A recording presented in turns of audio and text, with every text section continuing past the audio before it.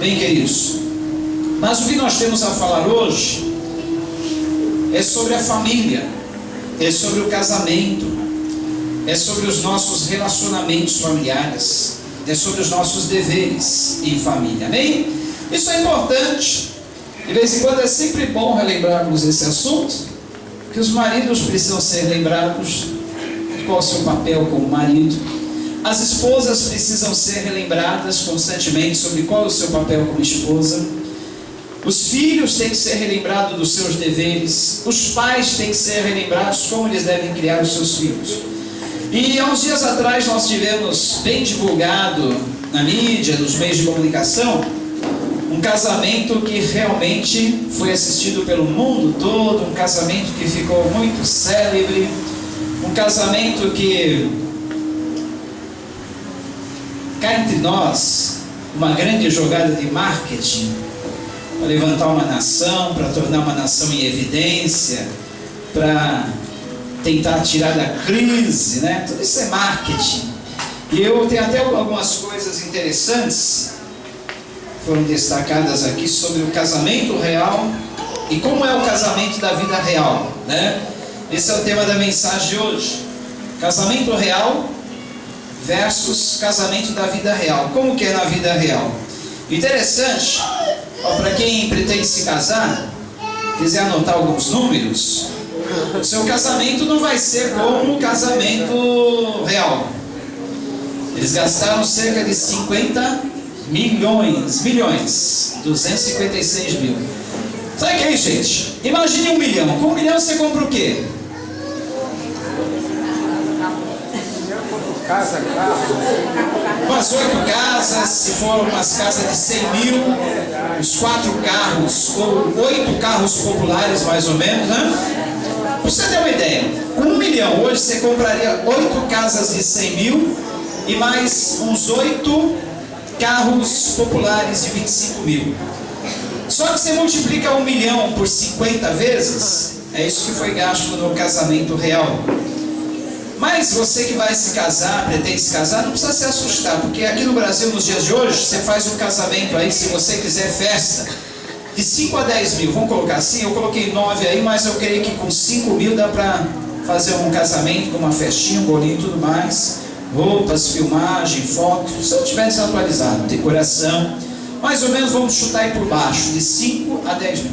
Mas se você não quiser festa, as coisas você vai gastar bem menos, porque você não vai precisar gastar com bolo. Olha só quanto foi gasto com o bolo do casamento real, esse bolo aí, esse foi exatamente esse bolo, R$ 125.640. A irmã Selma, que é boleira, quanto se gasta hoje para fazer um bolo? Não precisa ser desse tamanho do casamento real, mas um bolo médio de um casamento, quanto está custando hoje? Uns R$100?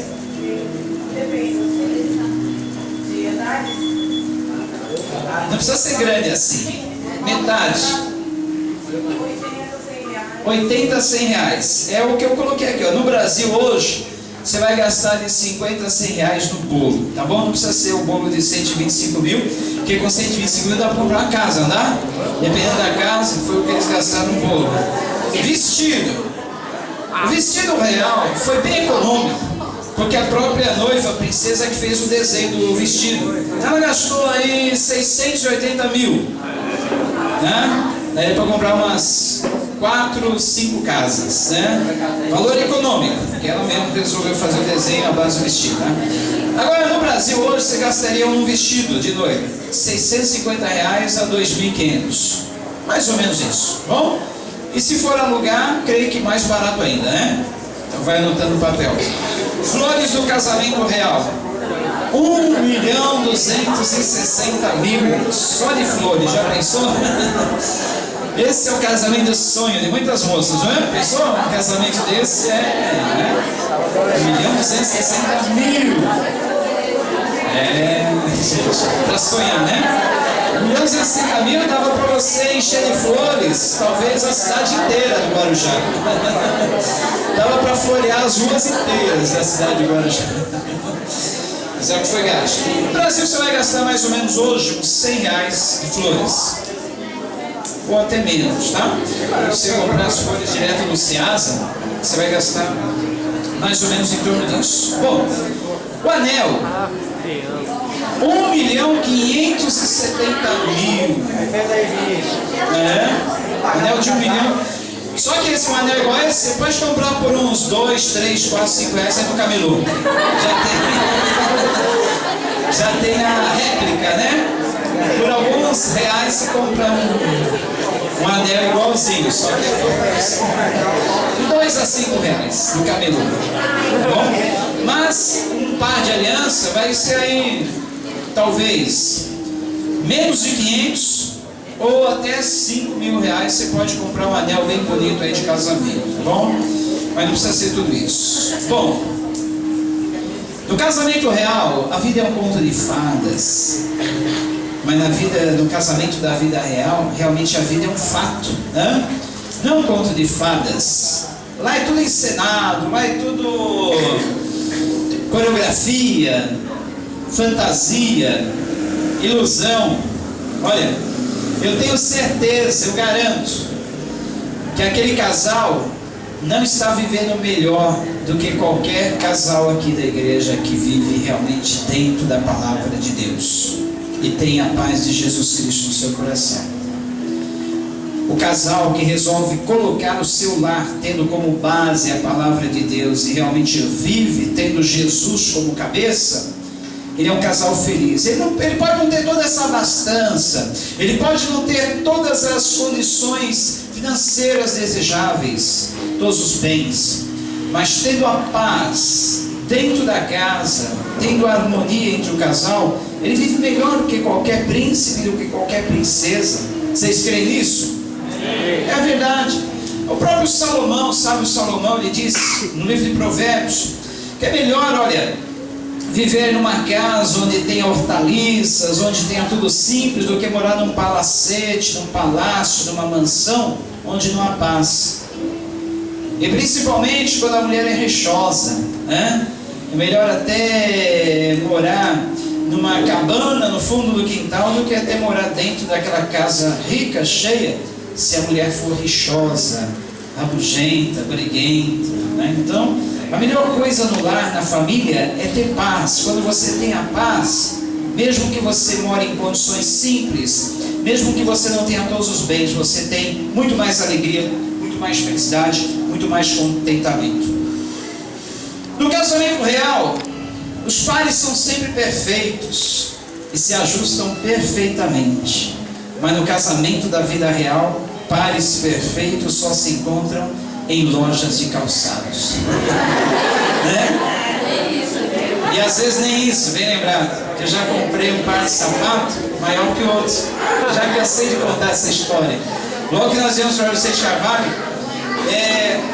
eu ganhava tão pouco, eu tinha tão poucas condições para sobreviver, que eu sempre comprava roupas, sapatos de bazar e ganhava muito, como até hoje. Só que naquele tempo eu não estava ganhando nenhum sapato, não tinha nenhum bazar para comprar. Fui comprar aquela banca do barateiro, porque eles põem lá liquidação, saldo, promoção. E eu achei um sapato lindo, lindo, lindo, muito bonito, bico fino, marrom. Eu olhei assim, parecia couro. Falei, tá pra mim. Peguei logo, 2 pés. Cheguei em casa contente. Olha, comprei por 6 reais o sapato. Vale pelo menos uns 60 reais. Comprei por 6. E pus no pé, todo alegre. Quando eu pus, estranho. Um tá meio apertado, outro tá meio largo. O que tá acontecendo? Saía do pé quando andava. E fui olhar embaixo. Um era 38, outro era 40. Meu pé é 38, 39, para 40 vai ficar grande. Cortar um pedaço não dá. Não, já sei, peguei um pedaço de jornal, embrulhei, amassei bem, botei no bico do que era maior e saí todo contente. Não saía do pé, falei, olha, ninguém vai perceber, né? Eu tinha que deixar um pé sempre na frente do outro. Os dois juntos, estava pra ver. Mas deixando o pé menor na frente do outro. Ninguém via. E durou muito tempo, até eu ganhar outro, aquele sapato quebrou um galho. Mas isso aí serviu para ilustrar, ensinar que nunca se encontram pares perfeitos nessa vida, nem sempre. Aliás, quando eu costumo celebrar casamento, eu falo, Olha bem para o seu esposo, mulher. Marido, olhe bem para a sua esposa. Você está vendo uma pessoa cheia de falhas, cheia de defeitos, tanto um como o outro. E não adianta. Se no namoro você já vê defeitos, se prepare, porque no casamento você vê esses defeitos dobrados, maiores. Não diminui não, eles vão dobrar de tamanho. E aí você tem que estar preparado, preparada para conviver com essas diferenças, para aceitar um ao outro. Não dizer depois de algum tempo: olha, pastor, nós vamos nos separar porque nossos gênios não se combinaram, há uma incompatibilidade de gênios e não dá para continuar. Não existe. A gente tem que saber o seguinte: no namoro, noivado, existe aquela fase do encantamento. Um está encantado pelo outro, enamorado pelo outro, e costuma-se ressaltar mais as virtudes e menos os defeitos. Aí o tempo passa. Quando o tempo vai passando, o casamento vai se amadurecendo, os casais vão se amadurecendo, acontece o quê? Costuma-se ver mais os defeitos, mais as falhas e menos as virtudes. É o contrário, inverte. No namoro, no noivado, se vê mais as virtudes e menos os defeitos. No casamento, inverte. E aí um começa a não suportar mais o outro, não estão dispostos a alimentar o amor, alimentar o romantismo. O que acontece? Vai se esfriando. Esquecem-se que o amor não é sentimento, mas ele é uma decisão. Quando nós nos casamos, quando o marido e a mulher se casam, eles assumem diante de Deus, diante dos homens, diante da autoridade que está fazendo aquele casamento, um voto. Qual o voto?